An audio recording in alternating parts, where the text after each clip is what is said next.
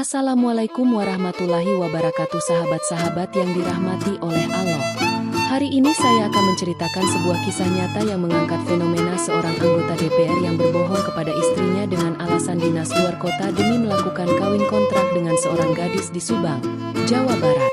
Namun, sebelum kita lanjutkan, bagi sahabat-sahabat muslim yang mendengarkan cerita ini, mari kita awali dengan menuliskan sholawat kepada Nabi Muhammad Shallallahu Alaihi Wasallam.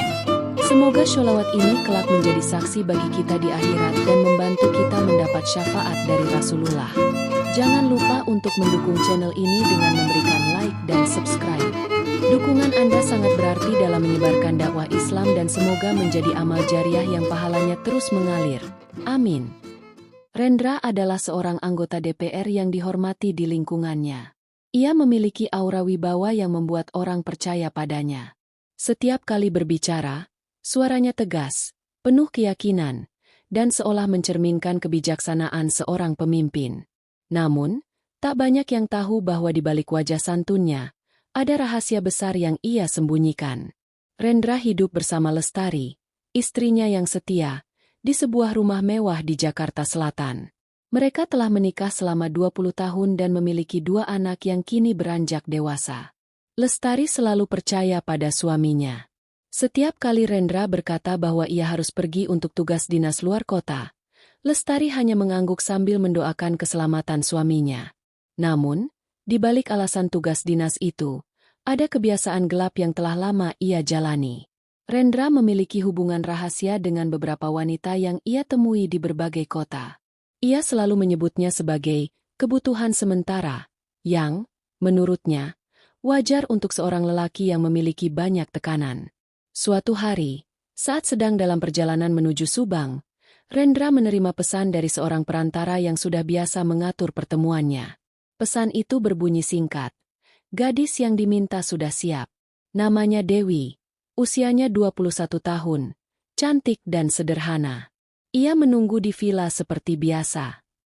Membaca pesan itu, Rendra tersenyum kecil. Baginya, ini hanya satu lagi dari sekian banyak urusan yang ia anggap sebagai hiburan. Ia memarkir mobilnya di sebuah villa di pinggiran Subang, tempat yang sengaja ia pilih karena jauh dari keramaian. Dewi, seorang gadis muda dari keluarga sederhana, menunggu di sana dengan perasaan bercampur aduk. Di satu sisi, ia merasa lega karena uang dari kawin kontrak ini bisa membantu ibunya yang sakit-sakitan. Namun, di sisi lain, ia merasa gelisah dan malu. Ia tahu apa yang dilakukannya tidak benar, tetapi keadaan hidup memaksanya untuk menerima tawaran ini. Di dalam villa itu, pertemuan mereka dimulai dengan percakapan singkat. Rendra, dengan senyumnya yang ramah, mencoba membuat Dewi merasa nyaman. Namun, di balik percakapan itu, ada ketegangan yang tak kasat mata. Dewi duduk di sofa ruang tamu villa, tangannya menggenggam erat sebuah cangkir teh hangat yang belum diminumnya. Ia merasa kaku di hadapan Rendra, pria parubaya yang duduk dengan tenang di depannya. Tatapan mata Rendra tajam, tetapi ia berusaha terlihat santai agar tidak membuat Dewi semakin gugup. Rendra memulai percakapan dengan nada lembut.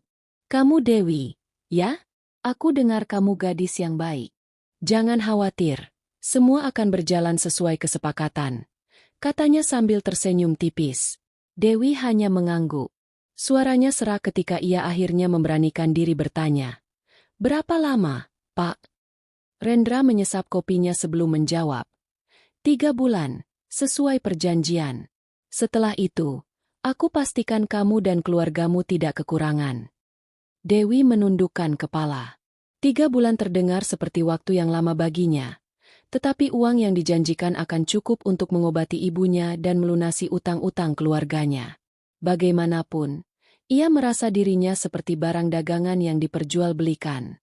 "Semua persiapan sudah selesai," lanjut Rendra. "Kita tidak perlu terlalu banyak ribut soal detail. Tugasmu hanya bersikap baik dan patuh selama aku di sini. Kalau kamu melakukan itu, aku pastikan kamu tidak akan mengalami kesulitan." Dewi mengangguk pelan, meski hatinya memberontak. Ia merasa terperangkap dalam situasi yang sulit. Di satu sisi, ia merasa hina karena menerima perjanjian ini. Namun di sisi lain, ia tidak punya pilihan lain. Malam itu, setelah memastikan semuanya sesuai rencana, Rendra meminta Dewi untuk mulai menjalani perannya sebagai istri kontrak. Bagi Rendra, ini hanyalah rutinitas. Namun, bagi Dewi, ini adalah pengalaman yang mengubah hidupnya selamanya. Di tengah malam yang sunyi, Dewi duduk di kamar sendirian, memandang keluar jendela. Hujan mulai turun, menambah kelam suasana hatinya. Sementara itu, Rendra sudah tertidur dengan nyenyak, tanpa sedikit pun rasa bersalah. Hari-hari pertama perjanjian itu berjalan tanpa masalah. Rendra selalu memastikan Dewi merasa diperhatikan, meski perhatian itu tidak lebih dari formalitas. Ia membawa Dewi makan malam di restoran terpencil, memberikannya hadiah kecil, dan mencoba menciptakan kesan bahwa hubungan mereka adalah sesuatu yang wajar. Namun, Dewi tidak bisa sepenuhnya merasa tenang. Setiap kali mereka keluar bersama, ia khawatir ada seseorang yang mengenalnya. Ia takut menjadi bahan gunjingan di kampungnya. Sebuah kampung kecil di Subang di mana semua orang tahu urusan orang lain. Suatu sore, saat Rendra sedang berbicara di telepon, Dewi duduk di sudut ruangan sambil mendengarkan percakapan itu. Suara Rendra terdengar penuh percaya diri seperti biasanya. Tetapi ada satu kalimat yang membuat Dewi merasa tersentak. Iya, sayang, aku masih di Surabaya. Masih banyak rapat yang harus dihadiri. Kalau tidak penting sekali, jangan hubungi aku dulu. Ini untuk pekerjaan, demi masa depan kita juga. Dewi menyadari bahwa Rendra sedang berbicara dengan istrinya. Ia mendengar nada penuh kasih di suara pria itu, dan entah kenapa, hal itu membuat hatinya terasa lebih sakit. Ia merasa semakin kecil dan hina, hanya menjadi bagian dari kebohongan besar yang diciptakan Rendra. Saat Rendra selesai menelepon, ia melihat Dewi dengan ekspresi yang sulit dibaca. Ada apa? Tanyanya sambil duduk di sebelah gadis itu. Dewi hanya menggeleng. Tidak ada apa-apa, Pak. Saya hanya memikirkan ibu saya. Jawabnya dengan suara pelan. Rendra tersenyum, mencoba menenangkan Dewi. Jangan khawatir. Semua ini hanya sementara. Setelah kontrak selesai, kamu akan kembali ke kehidupanmu seperti biasa. Namun, kata-kata itu tidak membuat Dewi merasa lebih baik. Ia tahu bahwa hidupnya tidak akan pernah sama lagi setelah ini. Ia terjebak dalam lingkaran yang ia sendiri tidak tahu bagaimana keluar darinya. Di sisi lain, Rendra mulai merasa tenang di Subang. Villa itu menjadi tempat pelariannya, jauh dari hiruk-pikuk politik di Jakarta. Namun, ketenangan itu tidak berlangsung lama. Sebuah kejadian tak terduga mulai mendekat, sesuatu yang akan mengguncang dunia yang ia ciptakan sendiri.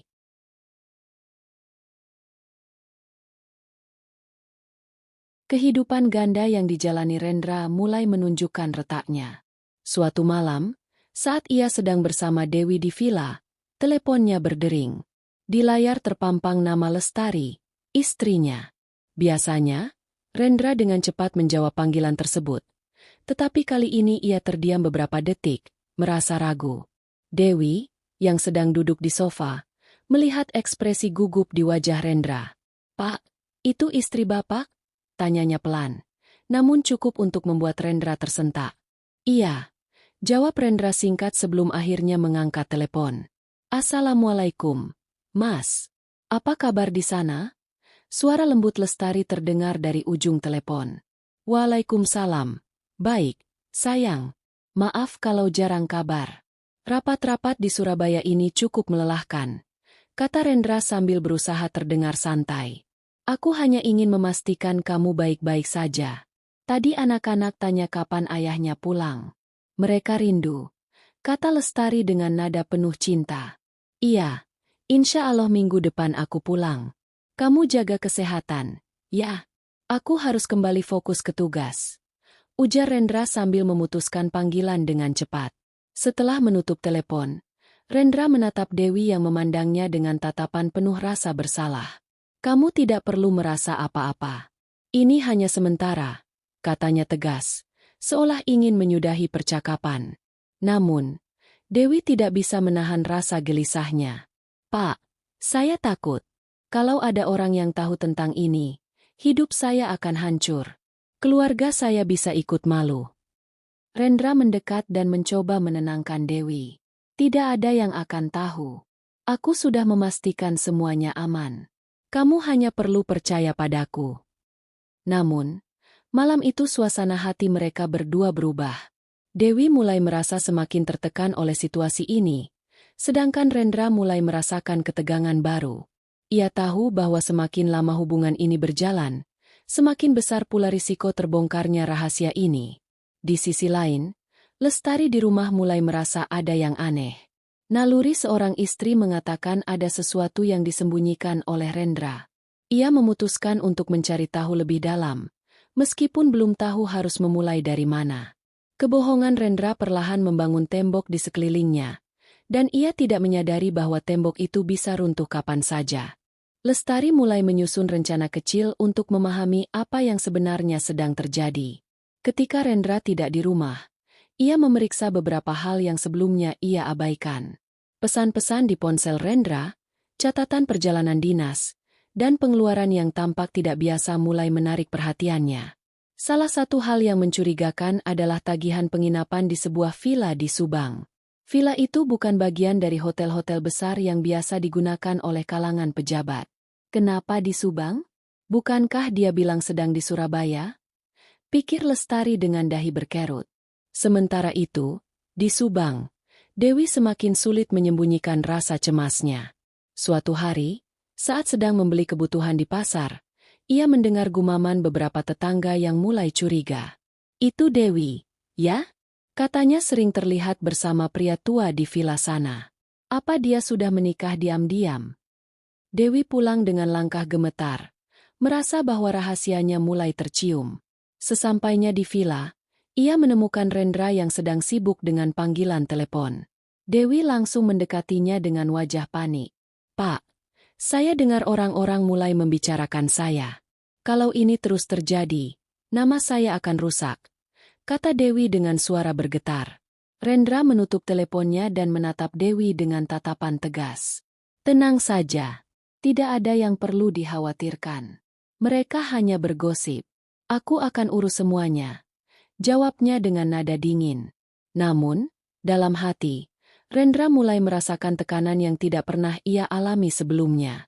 Kebiasaan yang selama ini ia anggap biasa, tiba-tiba terasa seperti jebakan yang siap menghancurkan segalanya. Di sisi lain, Lestari memutuskan untuk mengambil langkah lebih jauh. Ia menghubungi salah satu sahabatnya yang bekerja di bagian administrasi DPR. "Aku ingin tahu, sebenarnya Rendra dinas kemana minggu ini?" tanyanya dengan nada hati-hati. Sahabatnya menjawab, "Sepertinya dia tidak ada tugas keluar kota minggu ini. Bukannya dia sedang cuti?" Jawaban itu membuat darah Lestari mendidih. Namun, ia mencoba tetap tenang. Ia tahu bahwa emosi tidak akan menyelesaikan masalah. Ia harus menemukan bukti yang lebih jelas sebelum menghadapi suaminya. Di saat yang sama, villa di Subang mulai menjadi tempat yang terasa semakin mencekam bagi Dewi dan Rendra. Kebohongan yang mereka jalani seperti bom waktu yang terus berdetak, siap meledak kapan saja. Pagi itu, Lestari memutuskan untuk pergi ke Subang tanpa memberitahu siapapun, termasuk anak-anaknya. Ia menyewa seorang sopir untuk mengantarnya, dengan alasan ingin mencari udara segar di luar kota. Namun, tujuan sebenarnya adalah mencari villa yang namanya muncul dalam tagihan Rendra. Dalam perjalanan, Lestari berulang kali mencoba menenangkan dirinya. "Kalau aku salah, aku akan meminta maaf pada Rendra. Tapi, kalau benar," pikirnya, sambil menggenggam tasnya erat-erat. Sementara itu, di villa, Rendra sedang berbincang dengan Dewi. "Aku harus kembali ke Jakarta beberapa hari lagi. Jangan khawatir, semua sudah kuatur. Kamu akan tetap aman di sini," ujar Rendra dengan nada biasa, seolah tak ada masalah besar yang mengintai. Namun, percakapan mereka terhenti ketika suara deru mobil terdengar mendekat. Rendra mengintip dari jendela dan melihat mobil yang berhenti di halaman villa. Jantungnya berdegup kencang saat ia melihat sosok yang keluar dari mobil tersebut. "Lestari, Dewi, cepat masuk ke kamar. Jangan keluar sampai aku bilang," Rendra berkata dengan nada mendesak. Dewi yang terkejut segera menurut. Masuk ke kamar dan menutup pintu rapat-rapat. Lestari mengetuk pintu villa dengan keras. Rendra, buka pintunya. Aku tahu kamu di dalam. Suaranya penuh emosi. Namun ia mencoba menahan tangisnya. Dengan berat hati, Rendra membuka pintu. Lestari, kenapa kamu di sini? Tanyanya, berusaha terdengar tenang. Aku yang seharusnya bertanya. Apa yang kamu lakukan di sini? Di villa ini? Dan jangan coba-coba berbohong lagi. Lestari menatapnya tajam. Matanya berkaca-kaca. Rendra berusaha mencari alasan. Tetapi tatapan Lestari membuatnya kehilangan kata-kata. Ketegangan semakin memuncak ketika sebuah suara kecil terdengar dari dalam kamar. Lestari, aku bisa jelaskan semuanya, ujar Rendra, mencoba menahan Lestari agar tidak masuk lebih jauh. Namun, Lestari mendorong tubuh Rendra dan langsung menuju kamar yang tertutup. Ia membuka pintu dengan paksa, dan di sana ia melihat Dewi yang berdiri dengan wajah pucat. Lestari terdiam. Dunia seolah berhenti berputar. Semua pertanyaan di kepalanya langsung terjawab tanpa perlu penjelasan lebih lanjut. Aku tidak percaya, jadi ini yang kamu lakukan selama ini. Suara Lestari bergetar, penuh kemarahan dan kesedihan yang bercampur menjadi satu. Rendra mencoba mendekat, tetapi Lestari mengangkat tangannya, meminta Rendra untuk berhenti. Jangan mendekat. Aku tidak ingin mendengar alasan apapun darimu sekarang, katanya sebelum berbalik dan berjalan keluar dari villa. Rendra hanya bisa berdiri diam, menyaksikan istrinya pergi dengan langkah cepat. Di dalam hatinya, ia tahu bahwa hidupnya tidak akan pernah sama lagi.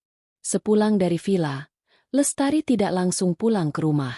Ia meminta sopir berhenti di sebuah masjid kecil di pinggir jalan. Dalam sunyi masjid yang kosong, ia duduk di sudut dan membiarkan air matanya mengalir. Semua yang selama ini ia percayai runtuh dalam sekejap. Rasa dikhianati oleh suami yang ia cintai begitu dalam menghantam hatinya tanpa ampun. Di villa, Rendra duduk sendirian di ruang tamu.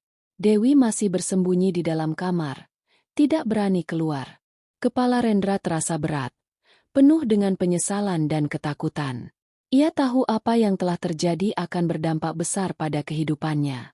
Kamu keluar saja, kata Rendra akhirnya, memanggil Dewi dari ruang tamu. Dewi perlahan keluar. Matanya merah dan wajahnya penuh rasa bersalah. Maafkan saya, Pak. Semua ini salah saya. Kalau saya tidak setuju dari awal, mungkin. Bukan salahmu, Dewi. Ini semua salahku. Potong Rendra dengan suara lemah. Aku yang memulai semua ini. Aku yang membawa dirimu ke dalam situasi seperti ini. Dewi terdiam, tidak tahu harus berkata apa. Ia tahu, sejak awal, ini adalah keputusan yang salah, tetapi ia tidak bisa membayangkan bahwa situasinya akan menjadi serumit ini. Di rumah Jakarta, Lestari akhirnya kembali. Namun, ia tidak menyambut anak-anaknya seperti biasanya. Ia masuk ke kamar, mengunci pintu, dan duduk di tepi ranjang. Pikirannya berputar, mencoba mencari jawaban atas apa yang harus ia lakukan.